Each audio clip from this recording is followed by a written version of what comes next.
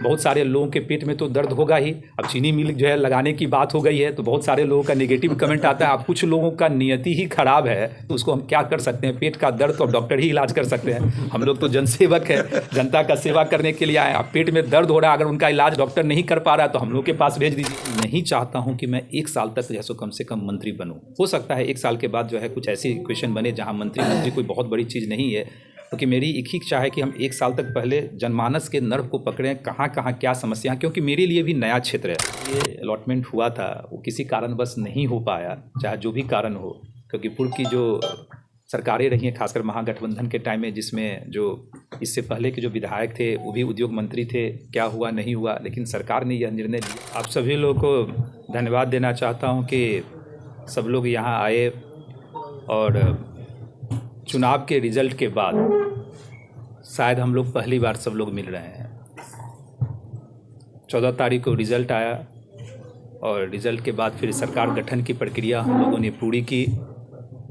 आदरणीय नीतीश कुमार जी के नेतृत्व में नई सरकार बनी और प्रचंड बहुमत वाली सरकार बनी। चुनाव के दौरान जितनी बातें मैंने की थी पूरी ईमानदारी के साथ मैंने अपनी बातों को रखने का काम किया।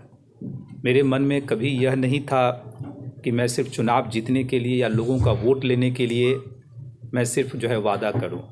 इसीलिए जितने भी वादा मैं लगातार चुनाव प्रचार के दौरान किया, पूरी ईमानदारी, पूरी निष्ठा और साफ मन से मैंने किया था।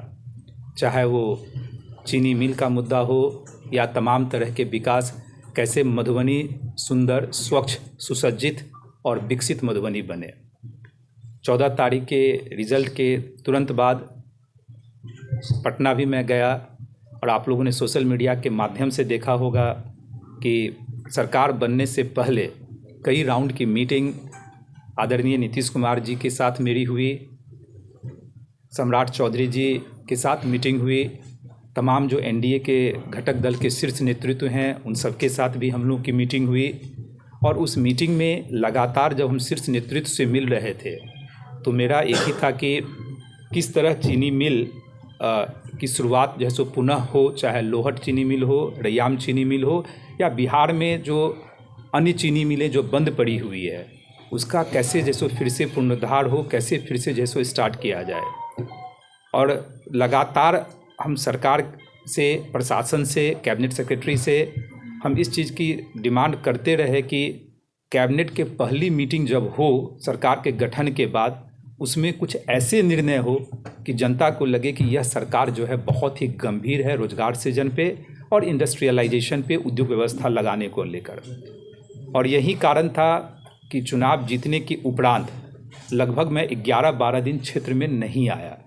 लोगों की बहुत आशाएं थी, कई लोग फ़ोन भी कर रहे थे कि हर जगह के विधायक जो है जा रहे हैं और आप नहीं आ रहे हैं। उसके पीछे मेरी मंशा बहुत स्पष्ट था। मुझे इस बात का पूर्ण विश्वास था कि कैबिनेट की जब पहली मीटिंग होगी उस मीटिंग से बहुत सारे ऐसे निर्णय होंगे जो मैंने वादा मधुबनी की जनता को किया था। और आप लोगों ने कल देखा कि जब कैबिनेट की मीटिंग हुई और कैबिनेट की मीटिंग के बाद जो ब्रीफिंग हुआ उसमें किस तरह की बातें की गई। 9 जो चीनी मिलें बंद पड़ी हुई थी उसको पुनः शुरुआत करने का भी निर्णय लिया गया और 25 नई चीनी मिलें जो है बिहार में लगाने की जो है सो बात हुई। आर्टिफिशियल इंटेलिजेंस को लेकर, आईटी हब को लेकर तमाम तरह के बातें जो है सरकार के द्वारा जो है की गई। और मेरी भी पहली प्राथमिकता चुनाव का जब रिजल्ट आया, बहुत सारे साथी, मीडिया के साथी से मेरी मुलाकात हुई, सबने मुझसे यही कहा कि आपकी प्राथमिकता क्या होगी। और मैंने कहा कि मेरी पहली प्राथमिकता रोजगार सृजन और कैसे नई उद्योग व्यवस्था लगे उसी पे जो है मेरा पूरा फोकस होगा। क्योंकि युवाओं का जो पलायन जिस रूप में यहाँ से हो रहा है, श्रमिक भाई मजबूरी बस जो है बिहार से बाहर जाने के लिए मजबूर हैं, उसको कैसे रोका जाए, तो इस पे मेरा पूरा फोकस होगा।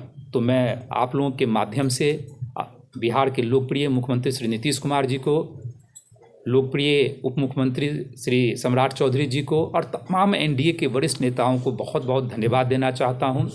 सारे मंत्रिपरिषद के सदस्य को धन्यवाद देना चाहता हूं कि उन्होंने हम लोगों की बातों को सुना और चीनी मिल, लोहट चीनी मिल हो, चाहे रैयाम चीनी मिल हो, चाहे तमाम जो अन्य चीनी मिलें जो बंद पड़ी हुई है बिहार में, उसको जो है पुनः जीवित करने का जैसे निर्णय लिया। तो मैं मानता हूं कि सभी मधुबनी वासियों के लिए एक बहुत बड़ी जीत है, और इस जीत में आप सभी लोगों का जो है स्नेह आशीर्वाद जिस रूप में मुझे मिला, वही मेरे लिए एक महत्वपूर्ण था कि मैं भी जो है अपने तरफ से जितना कर सकता था सरकार को कन्विंस करने की कोशिश की। और मैं हमेशा से कहता आया हूँ कि अगर जनप्रतिनिधि की नीति, नियति और ईमानदारी हो तो सरकार के पास पैसे की कमी नहीं है। न केंद्र सरकार के पास पैसे की कमी है, न बिहार सरकार के पास पैसे की कमी है। अगर कमी है तो जनप्रतिनिधि में कमी होता है कि जनप्रतिनिधि अपनी बातों को सही रूप में नहीं रख पाते हैं। अगर आप ब्यूरोक्रेट से, प्रशासन से अगर सही रूप में नहीं रखेंगे अपनी बातों को, क्यों यह चाहिए, इससे क्या फ़ायदा बिहार को मिलेगा, वहाँ के निवासियों को क्या फ़ायदा मिलेगा, अगर बड़ी स्पष्टता के साथ अगर आप रखते हैं तो निश्चित रूप से चाहे शासन हो, प्रशासन हो, चाहे मुख्यमंत्री जी हों या उप मुख्यमंत्री जी हों, उस चीज़ को जो है सो एक्सेप्ट करते हैं। तो यह पहली जीत है। तमाम तरह के अन्य बातें जो मैंने की थी, खासकर जो 2-3 मुद्दे ऐसे हैं जो मेरी पहली प्राथमिकता में है। चीनी मिल की बात तो हो ही गई, उसकी शुरुआत डीपीआर वगैरह बनना स्टार्ट हो जाएगा, कैसे उसकी शुरुआत किया जाए, उसमें क्या क्या करना पड़ेगा, वो सरकार के माध्यम से लगातार हम लोग टच में हैं और जल्दी ही आप लोगों को उसमें भी अच्छी खबर देखने को मिलेगी। लेकिन उसके अलावा कुछ चीज़ें मेरी माइंड में प्राथमिकता के रूप में रही है कि मधुबनी शहर कैसे स्वच्छ, सुंदर और विकसित मधुबनी शहर हमको देखने को मिले, जिसमें पहली प्राथमिकता के रूप में मैंने जो अपने माइंड में रखा है वह है कि जो बस स्टैंड है उसका सौंदर्यीकरण कैसे हो। एक प्रदेश स्तर का स्टेडियम तो ऑलरेडी यहाँ है, लेकिन स्टेडियम को कैसे और अच्छे भव्य तरीके से उसको सुसज्जित किया जाए, तो स्टेडियम का जो है निर्माण हो। और जितने भी जो बिहार सरकार की योजना है, जल जीवन हरियाली योजना के तहत मेयर साहब भी यहाँ बैठे हुए हैं, जितने भी तालाब हैं, तालाबों का सौंदर्यीकरण, क्योंकि बिहार सरकार की स्कीम है, आप लोग जानते हैं, जल जीवन हरियाली योजना, उसके तहत सभी तालाबों के सौंदर्यीकरण के लिए बिहार सरकार के तरफ से पैसा दिया जाता है। तो ये 4-5 चीज़ें प्राथमिकता में हैं। चीनी मिल के अलावा और भी बहुत सारे इंडस्ट्री लगाने की बात जो है हम लगातार बिहार सरकार से कर रहे हैं।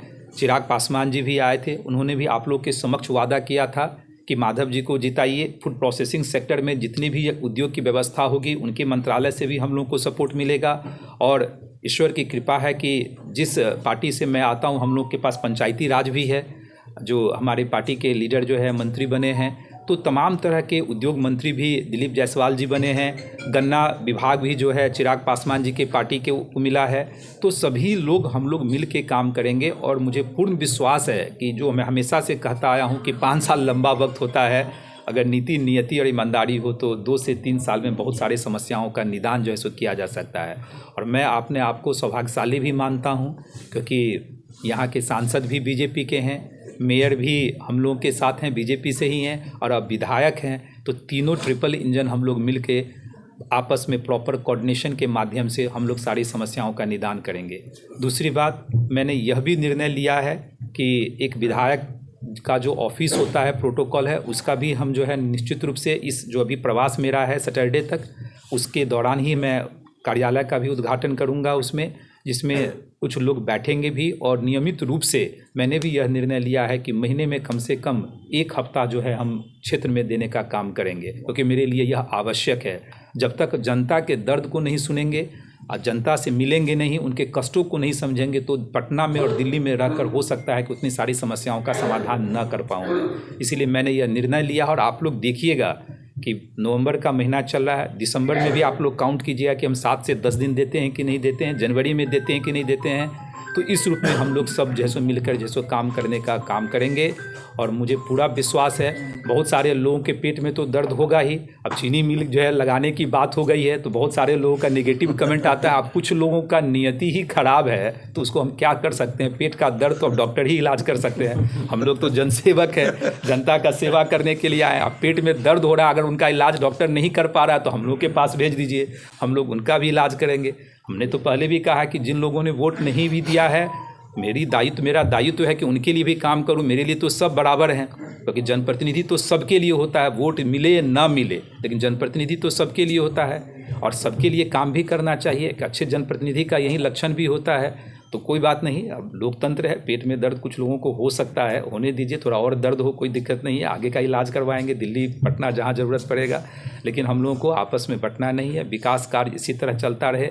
मीडिया के साथियों से भी मैं आग्रह करना चाहूँगा कि बार बार हम लोग की मुलाकात भी होती रहनी चाहिए, और भी जो समस्याएं हैं समस्याओं का निदान कैसे हो, कि आप लोग भी प्रबुद्ध लोग हैं, सब लोग बैठ के हम लोग इसको जो है आगे बढ़ाने का जो है काम करें। इसीलिए चूँकि आज पहली बार जीतने के बाद आया, तो मेरी व्यक्तिगत इच्छा थी कि आप लोगों से जैसे मुलाकात हो, आप लोगों से मिलूँ, और अभी लगातार अभी 4-5 दिन हूँ, तो और भी बस बहुत सारे बातें होंगी। और आशीर्वाद यात्रा पे निकला हूँ, आभार यात्रा पे निकला हूँ। अभी सुबह से 3 कार्यक्रम किया हूँ, फिर आप लोगों से मिलना था, और पूरे रात तक का कार्यक्रम लगा हुआ है, आज का, कल का, परसों का, और उसी में शादी लगन सब है, तो सब सारी जगहों पे भी हम सब लोगों को जाना है। तो एक बार पुनः आप लोगों के माध्यम से मधुबनी निवासियों को, मधुबनी विधानसभा 36 के जितने मतदाता मालिक हैं और जितने भी निवासी हैं, सबको बहुत बहुत धन्यवाद देता हूं कि वो सब लोगों ने मुझ में विश्वास जताया, और मैंने कहा कि उनका विश्वास बेकार नहीं जाएगा, यह मेरा प्रतिज्ञा है। और मेरे दिल में मधुबनी और मधुबनी वासियों के दिल में माधव आनंद, यह तो जैसे निश्चित रूप से मैं करके रहूँगा, इसी आशा और विश्वास के साथ कि आप लोग का भी सहयोग मिलेगा। बहुत बहुत धन्यवाद। कुछ क्वेश्चन होते हैं और मेरा एक ही कर्तव्य है कि जहाँ की जनता ने मुझे आशीर्वाद दिया है, मैं उस पर अपना पूरा फोकस रखूँ।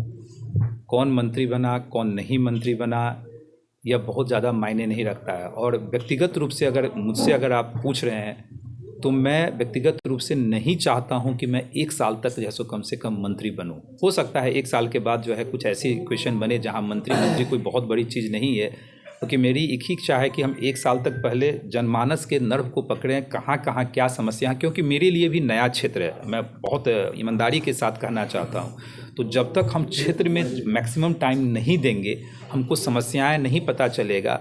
अगर मंत्री बन जाते हैं तो स्वाभाविक है, मेरे लिए बहाना यह भी हो सकता है कि पूरे राज्य का मुझे देखना पड़ रहा है। लेकिन अभी अगर विधायक के रूप में देखें तो मेरी पूरी जिम्मेदारी जो है अपने विधानसभा क्षेत्र के लिए है।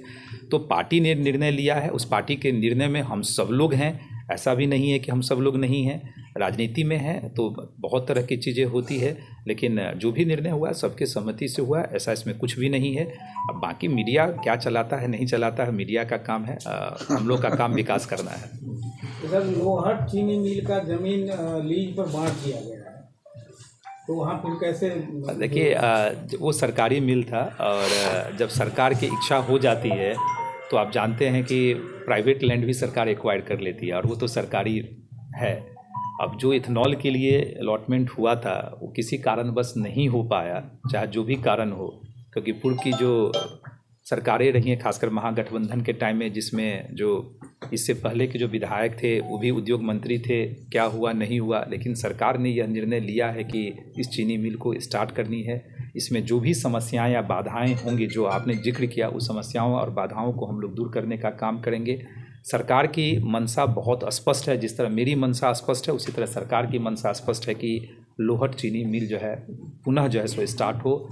और ऐसा भी नहीं है कि वो 5 साल तक जैसे उसके लिए वेट करने की आवश्यकता है, क्योंकि पहली कैबिनेट की मीटिंग में ही ये अप्रूवल हुआ है। तो मुझे लगता है कि 2 साल 3 साल के अंदर आपको वहाँ भव्य जो है सो चीनी मिल देखने को मिलेगा। जो समस्याएं, उस समस्या का निदान हम सब लोग बैठ के करेंगे उसको।